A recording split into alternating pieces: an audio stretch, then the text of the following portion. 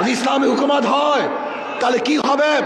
কাঁদবো সবাই সমৃদ্ধভাবে, একই সাথে কাঁদবো, হাসবো সবাই, একই সাথে হাঁটবো, খাবো একই সাথে খাবো, বস্ত্র পরিধান করবো সবাই, একই সাথে বস্ত্র পরিধান করবো, থাকবো তো সবাই একই সাথে বসবাস করবে ইনশাআল্লাহ। ইসলাম হুকুমত হয়, আমি সেই দিনের অপেক্ষা আছি যেই দিন দেখব আমাদের বাংলাদেশের প্রত্যেকটা নাগরিক দরিদ্র সীমার উপরে চলে গেছে।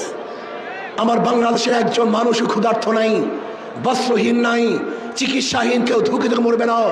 বাংলাদেশের গরিব সন্তানগুলি যারা মেধাবী, উচ্চ শিক্ষার জন্য তাদের আর চিন্তা করতে হবে না, সরকারি খরচে সর্বোচ্চ শিক্ষা দেওয়ার ব্যবস্থা সরকার করবে ইনশাআল্লাহ। আমরা কি দেখতে চাই? এমন এক সমাজ দেখতে চাই যে সমাজের মধ্যে থাকবে সাম্য, মানবিক মর্যাদা, সামাজিক ন্যায় বিচার। আজকে বাংলাদেশের বিচার ব্যবস্থা বলতে কিচ্ছু নাই। আপনারা দেখেছেন আমাদের দেশের ল, আমাদের দেশের আইন, কেউ যদি আসামি হয় এবং সাজাপ্রাপ্ত হয় তাকে কোর্টে হাজির হয়ে তারপরে জামিন মঞ্জুর করাতে হয়। কিন্তু আমরা কি দেখেছি?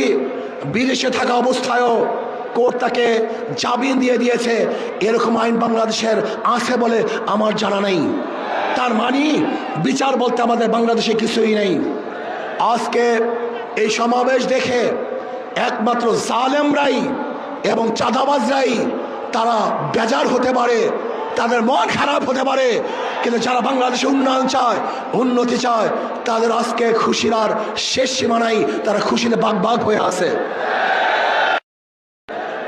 আজকে এই সমাবেশ দেখে একমাত্র জালেমরাই এবং চাঁদাবাজরাই তারা বেজার হতে পারে, তাদের মন খারাপ হতে পারে, কিন্তু যারা বাংলাদেশে উন্নয়ন চায়, উন্নতি চায়, তাদের আজকে খুশির আর শেষ সীমা নাই, তারা খুশিতে বাগ বাগ হয়ে আছে।